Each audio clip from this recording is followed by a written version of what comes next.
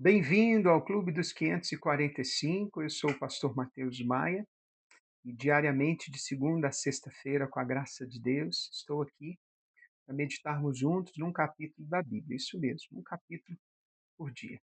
Quando eu estou na igreja, eu costumo, antes de ministrar, pedir às pessoas para orarem assim. Eu amo a palavra de Deus.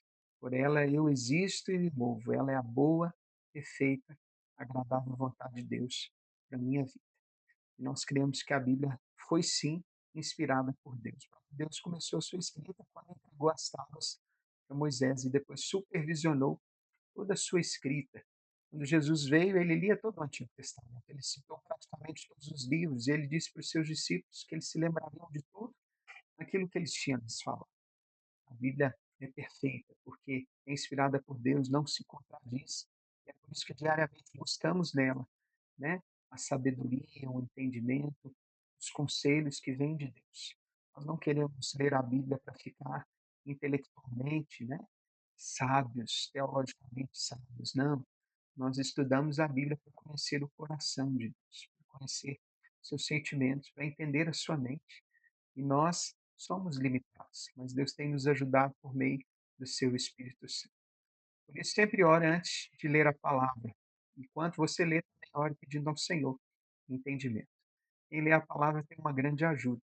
Pode pedir, né, o apoio do seu inspirador, que é o Espírito Santo. Pode pedir o apoio daquele que inspirou a sua escrita. Ele está conosco e ele com certeza nos ajuda nesse entendimento. Hoje vamos para o capítulo 24 de Êxodo. E o tema é três tipos de adorador. Três tipos de adorador. Vamos ver quais são? Vamos ler então o verso-chave aqui, Êxodo 24:8, diz assim o texto: Então Moisés pegou aquele sangue e o aspergiu sobre o povo e disse: Eis aqui o sangue da aliança que o Senhor fez com vocês, de acordo com todas estas palavras. O Senhor chama então Moisés, Arão e os 70 anciãos para subir ao monte e confirmar ali a aliança que ele tinha feito. É interessante ressaltar que o texto aqui mostra três tipos de proximidades diferentes com relação ao chamado de Deus. O povo não deveria subir. No versículo 2 diz que o povo não deveria subir. Moisés, Arão, Nadab e Abiú, filhos de Arão, e os anciãos vão subir, mas só poderão adorar a Deus a uma certa distância, o verso 1. E só Moisés pode se aproximar do Senhor. Qual das três proximidades acima expressa a sua adoração a Deus? Você de fato nem o adora, porque não o conhece, não tem a revelação de quem ele é? Ah, você precisa conhecer o Senhor Jesus. Você precisa ter um encontro com ele. A sua vida nunca mais será a mesma. Você o adora, mas de longe, não sabe quem ele é. Está no passado, já teve alguma experiência, mas se esfriou e tem medo hoje de se entregar totalmente, talvez pelas mentiras do diabo que reinam na sua cabeça. Ou você o adora por completo, não apenas com canções ou cultos em dias específicos, mas com a sua vida, com as suas escolhas. Talvez a melhor definição da adoração seja o chamar Israel, o Shema Israel, né, que está lá em Deuteronômio 6, de 4 a 9. Ame o Senhor seu Deus de todo o teu coração, de toda a sua alma, com toda a sua força, com todo o seu entendimento. Ou seja, nós só amamos ao Senhor quando amamos por completo. O povo que prometeu cumprir tudo aquilo que Moisés tinha passado para eles, né? Logo depois já estava fazendo um bezerro de ouro, em Êxodo 32. Porque na hora de adorar não conheceram de fato aquele a quem estavam adorando. Conheceram por ouvir falar, mas não por experiência própria. Deus não concede, sabe, ver a sua glória de acordo com a nossa capacidade de administração da mesma. Deus nunca vai entregar a glória dele para quem não tem um compromisso de espalhar, para quem não tem um compromisso de honrá-la. Deus não vai entregar para pessoas que estão comprometidas com ele. A glória de Deus na vida de Moisés levou ele a receber revelações por 40 dias, o que cremos que foram registrados no capítulo 25 a 31 de Êxodo, e também em Levítico.